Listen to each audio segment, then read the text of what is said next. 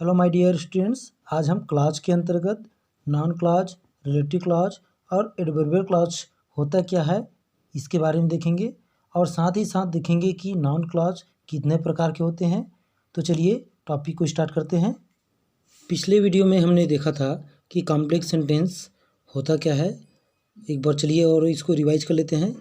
A complex sentence consist of one main clause and one or more subordinate clause connected by subordinating conjunction.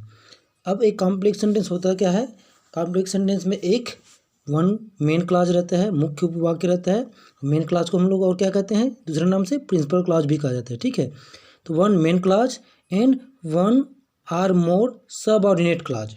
ठीक है, एक या एक से अधिक सबऑर्डिनेट क्लॉज रहता है। सबऑर्डिनेट क्लॉज को और क्या कहते हैं हम लोग, डिपेंडेंट क्लॉज बोलते हैं, जो निर्भर रहता है। ठीक है, कनेक्टेड बाय सबऑर्डिनेटिंग कंजक्शन, जो किसके द्वारा जुड़ा रहता है, सबऑर्डिनेटिंग कंजक्शन के द्वारा जुड़ा रहता है। ठीक है, तो ये ध्यान रखेंगे कि कोई भी कॉम्प्लेक्स सेंटेंस में सिर्फ एक ही मेन क्लॉज रहता है। ठीक है, मेन क्लॉज या प्रिंसिपल क्लॉज रहता है, सिर्फ एक ही रहेगा।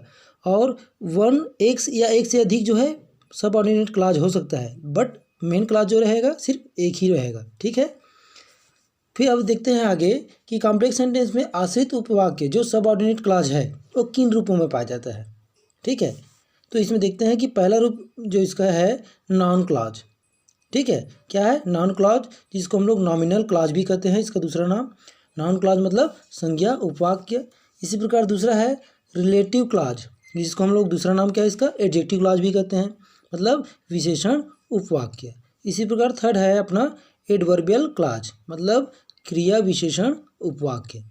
ठीक है, जो कॉम्प्लेक्स सेंटेंस का जो सबऑर्डिनेटिंग जो पार्ट है, सबऑर्डिनेट पार्ट है, सबऑर्डिनेट जो क्लॉज है, ठीक है, वो जो है तीन रूपों में ही पाया जाता है। ठीक है, नॉन क्लॉज, रिलेटिव क्लॉज और एडवर्बियल क्लॉज। ठीक है, तो देखते हैं कि यहाँ पे इनके नाम ही कॉम्प्लेक्स सेंटेंस में इनके कार्य को व्यक्त करते हैं। ठीक है, जैसे नाउन क्लॉज है, नाउन क्लॉज जो है संज्ञा की तरह कार्य करता है। नाउन मीन्स क्या होता है, संज्ञा। जिस प्रकार संज्ञा का काम रहता है उसी प्रकार नाउन क्लॉज में भी संज्ञा की तरह ही अपना कार्य करता है। ठीक है, उसी प्रकार एडजेक्टिव क्लॉज जो है विशेषण की तरह, और एडवर्बियल क्लॉज जो है क्रिया विशेषण की तरह कार्य करते हैं। ठीक है, तो इसके नाम ही कॉम्प्लेक्स सेंटेंस में इनके कार्य को व्यक्त करते हैं। ठीक है, आया समझ में। चलिए आगे हम लोग देख लेते हैं नाउन क्लॉज और नॉमिनल क्लॉज होता क्या है। नाउन क्लॉज और नॉमिनल क्लॉज को क्या कहते हैं हम लोग, संज्ञा उपवाक्य कहते हैं। चलिए इसका डेफिनेशन देखते हैं। डेफिनेशन इसका, अ noun clause is a group of words which contains a subject and predicate of its oven and does the work of a noun. मतलब नाउन क्लॉज शब्दों का वह समूह है जिसका अपना क्या होता है, सब्जेक्ट व प्रेडिकेट होता है तथा वह नाउन का कार्य करता है। तो नाउन क्लॉज का क्या रहता है, खुद का सब्जेक्ट रहता है और प्रेडिकेट रहता है। ठीक है, तो प्रेडिकेट आपको पता है, सब्जेक्ट के बाद सब्जेक्ट को छोड़कर बाकी सब क्या होता है, प्रेडिकेट होता है, जिसमें वर्ब, ऑब्जेक्ट और अदर वर्ड शामिल रहता है। तो नाउन क्लॉज का खुद का क्या रहता है, सब्जेक्ट रहता है और प्रेडिकेट रहता है, तथा वो क्या करता है, नाउन का कार्य करता है। ठीक है, अब हम लोग कैसे जानेंगे कि कॉम्प्लेक्स सेंटेंस में वो जो सेंटेंस है, कॉम्प्लेक्स सेंटेंस का जो सेंटेंस है वो नाउन क्लॉज है या नॉमिनल क्लॉज उसमें फिट हुआ है। तो हम उसके लिए पहचान क्या है कि जब हम पहले वाली क्लॉज में, मतलब पहले वाला क्लॉज कौन होगा, प्रिंसिपल या मेन क्लॉज में, ठीक है, कि क्रिया में अथवा नाउन से, ठीक है, क्रिया में अथवा नाउन से क्या, मतलब व्हाट का प्रश्न करने पर, मतलब जब व्हाट का प्रश्न करेंगे, व्हाट लगा के उसमें प्रश्न करेंगे, तब जब बाद वाला उत्तर आएगा उसके प्रश्न करने पर, जब बाद वाला क्लॉज जो है उत्तर में आता है, ठीक है, तो बाद वाला क्लॉज जो है क्या होता है, नाउन क्लॉज होगा। ठीक है, जैसे एग्जांपल के माध्यम से समझते हैं। जैसे यहाँ पे देखेंगे I know where you live. अब यहाँ पे देखेंगे कि आई नो जो है क्या प्रिंसिपल, आई नो जो है प्रिंसिपल और मेन क्लॉज है, और वेयर यू लिव ये नाउन क्लॉज है। तो हमको कैसे पता चलेगा, तो हम लोग क्या करेंगे, आई नो जो प्रिंसिपल क्लॉज है, मेन क्लॉज है जो पहले आया हुआ है, उसमें हम लोग व्हाट का प्रश्न करेंगे, व्हाट लगा के। ठीक है, जैसे इसमें प्रश्न किए व्हाट डू आई नो। ठीक है, आई नो मतलब मैं जानता हूँ, तो यहाँ प्रश्न किए तो व्हाट डू आई नो बोला। ठीक है, प्रश्न लगाया तो इंट्रोगेटिव सेंटेंस बना दिए, तो यहाँ पे क्या हुआ, क्या मैं जानता हूँ। अब उत्तर क्या आ रहा है देख लेते हैं, दूसरा क्लॉज आ रहा है कि, अब यहाँ पे देखते हैं उत्तर जो आ रहा है इसमें वेयर यू लिव्स। अब यहाँ पे वेयर मीन्स क्या होता है, वेयर मीन्स कहाँ जब होता, कहाँ अर्थ निकलता है, लेकिन जब वो इंट्रोगेटिव ग्रुप में फिट रहता है तब, ठीक है। तो इंट्रोगेटिव ग्रुप में जब वेयर का इस्तेमाल होता है तो कहाँ अर्थ निकलता है, लेकिन यहाँ पे जब नाउन क्लॉज के रूप में इस्तेमाल होता है तो वेयर मीन्स होता है जहाँ, ठीक है। तो यहाँ पे क्या निकलेगा, वेयर का अर्थ निकलेगा जहाँ। तो वेयर यू लिव, ये आंसर आ रहा है, where you lives, where you live, यहाँ पे क्या आ रहा है, आंसर आ रहा है। तो यहाँ पे हो जाएगा इसका जहाँ तुम रहते हो।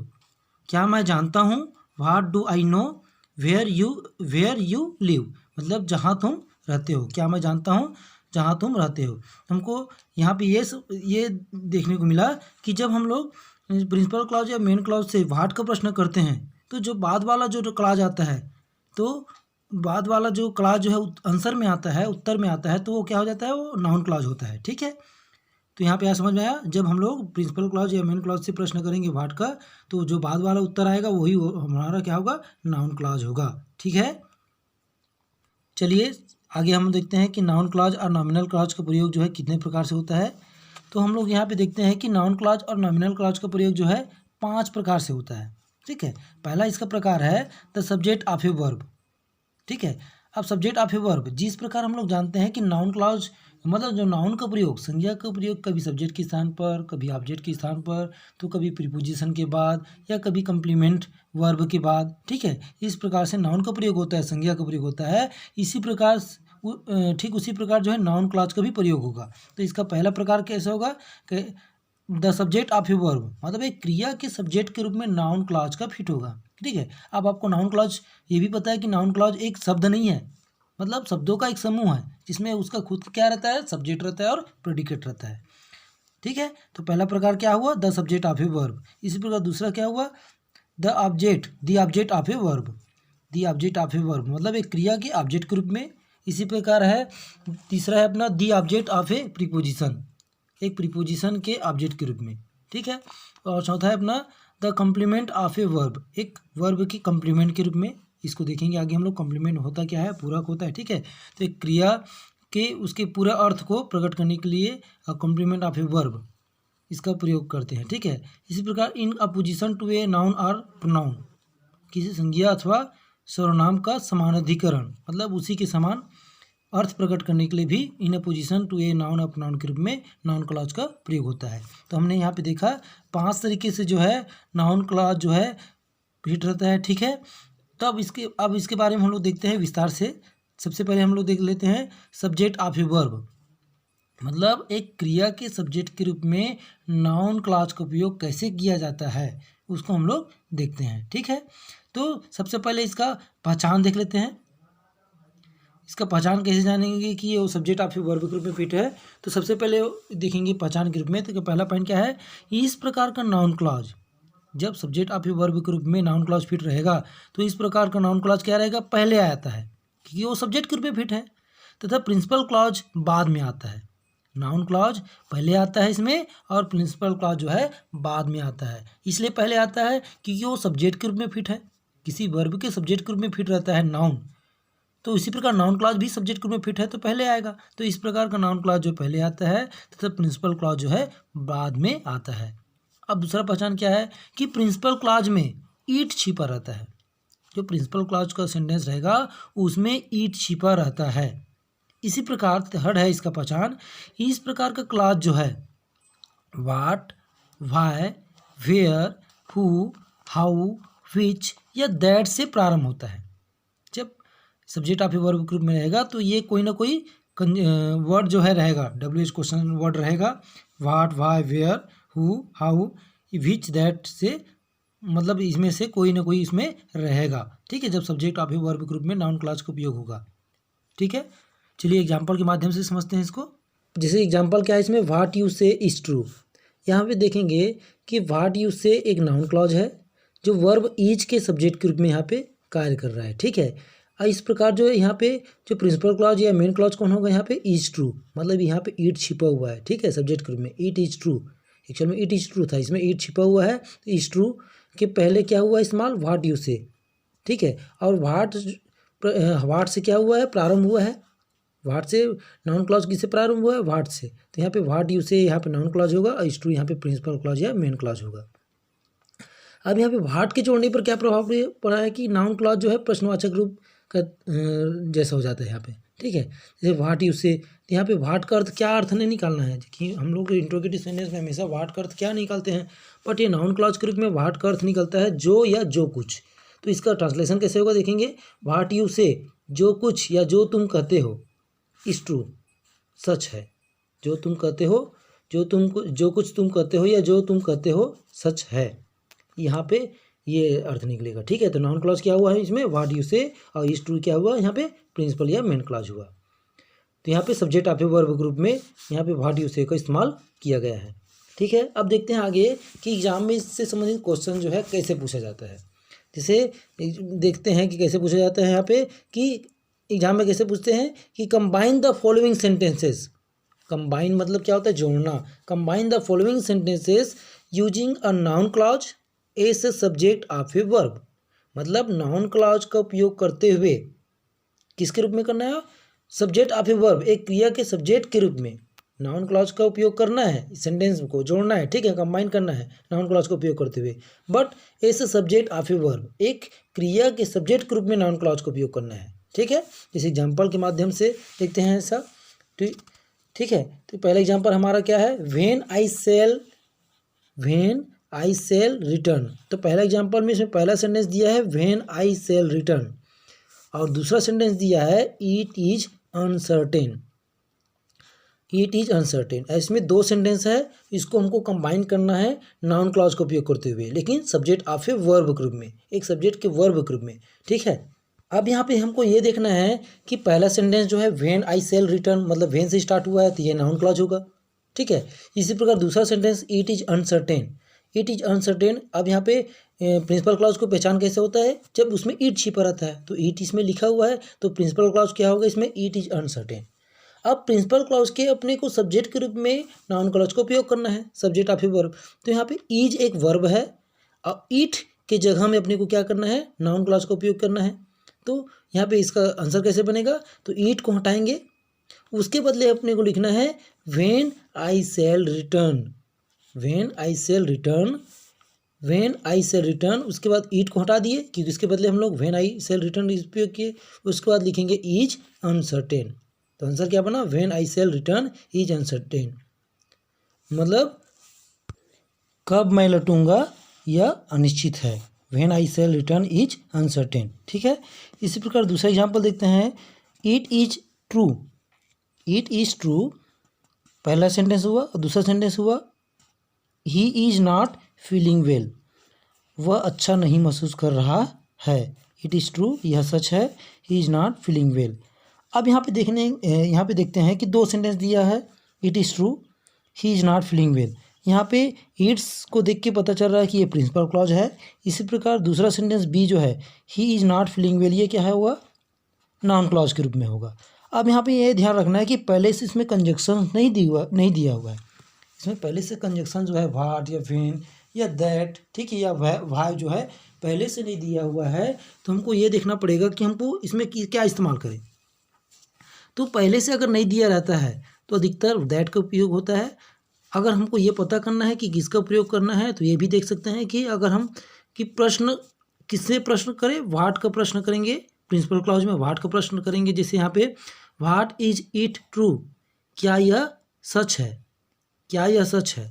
अब उत्तर में क्या है, क्या अर्थ निकल रहा है, इसमें की का अर्थ उपयोग कर रहे हैं, क्या यह सच है कि वह अच्छा महसूस नहीं कर रहा है। तो यहाँ पे की अर्थ उपयोग हुआ, तो की अर्थ के लिए जब दो सेंटेंस को जोड़ते हैं तो की अर्थ के लिए दैट का इस्तेमाल करते हैं। तो इससे हमको पता चल रहा है कि जो है दैट का इस्तेमाल होगा, ठीक है। तो यहाँ पे क्या होगा, नाउन क्लॉज में दैट का यहाँ इस्तेमाल होगा। हमने प्रिंसिपल क्लॉज में व्हाट लगा के प्रश्न किया, तो प्रश्न क्या बन रहा है इसमें, क्या उत्तर मिल रहा है, की अर्थ लगा के उत्तर मिल रहा है। जैसे क्या यह सच है, क्या यह सच है कि वह अच्छा महसूस नहीं कर रहा है, तो यहाँ पे की के लिए दैट का उपयोग करेंगे। तो आंसर कैसे बनेगा, that he is not feeling well. अब दैट का इस्तेमाल क्यों कर रहे हैं पहले, क्योंकि यहाँ पे नाउन क्लॉज में पहले आता है इसमें, तो that he is not feeling well is true. और that he is not feeling well is true, इसको कहाँ पे लिखना है, ईट को हटा के, ईट को हटाएंगे तो subject of a verb group में इस्तेमाल करना है। तो इज क्या है, एक वर्ब है, उसका सब्जेक्ट यहाँ पे ईट लिखा हुआ है, उसको हटा के हम लोग क्या करेंगे, that he is not feeling well is true का इस्तेमाल करेंगे। ठीक है, मतलब ही इज नॉट फीलिंग वेल का इस्तेमाल करेंगे। ठीक है, तो इसका आंसर क्या बनेगा, that he is not feeling well is true. तो सेंटेंस को जोड़े तो यही आंसर बना। ठीक है, कि वह अच्छा महसूस नहीं कर रहा है, सही है। अब थर्ड एग्जांपल देखते हैं। थर्ड एग्जांपल में पहला सेंटेंस दिया है, why did he not appear in the examination. अब ये सेंटेंस जो है, पहला सेंटेंस जो है इंट्रोगेटिव नेगेटिव है, मतलब इंट्रोगेटिव भी है और नेगेटिव भी है। मतलब why did he not appear in the examination, वह क्यों परीक्षा में शामिल नहीं हुआ। ठीक है, शामिल नहीं हुआ, तो यहाँ पे इंट्रोगेटिव भी है और नेगेटिव भी है। इसी प्रकार दूसरा सेंटेंस जो है, इट इज अ वंडर, यह आश्चर्य है। ठीक है, तो सेंटेंस दिया हुआ है। अब अपने को इसको कंबाइन करना है subject of a verb group में। तो यहाँ पे प्रिंसिपल क्लॉज क्या है, यहाँ पे ईट है, मतलब ईट इज ए वंडर है, क्योंकि ईट लगा हुआ है, प्रिंसिपल क्लॉज में ईट छिपा रहता है, तो ईट लगा हुआ है, तो ईट को हटाएंगे। ईट की जगह में अपने को क्या करना है, नाउन क्लॉज का उपयोग करना है। तो पहले नाउन क्लॉज क्या है इसमें, why did he not appear in the examination. अब यहाँ पे देखना है कि नाउन क्लॉज है लेकिन वो इंट्रोगेटिव सेंटेंस के रूप में है, तो उसको जब हम नाउन क्लॉज के रूप में फिट करेंगे subject of a verb group में, तो इंट्रोगेटिव सेंटेंस को हटा देंगे, क्या बनेगा, वो अफर्मेटिव बनेगा। ठीक है, तो ये बनेगा, इसका आंसर कैसे बनेगा, व्हाई ही डिड नॉट, मतलब डिड ही नॉट क्या हुआ, अफर्मेटिव बन गया, तो why he did not appear in the examination. ठीक है, उसके बाद ईट को हटाएंगे, ईट के बदले इसको इस्तेमाल किए हम लोग पूरा सेंटेंस को, तो is a wonder, is a wonder, ये आंसर बना। ठीक है, why he did not appear in the examination is a wonder, ये इस प्रकार आंसर बना। तो हम लोग क्या किए, इसमें subject of a verb group में इस्तेमाल किए। ठीक है, व्हाई का, व्हाई से बना हुआ जो नाउन क्लॉज है उसका। ठीक है, आज का टॉपिक हमारा यहीं पे समाप्त होता है। अगली वीडियो में हम लोग देखेंगे कि नाउन क्लॉज का उपयोग जो है the object of a verb और the object of a preposition, the complement of a verb and in apposition to a noun of noun के रूप में कैसे किया जाता है। ठीक है।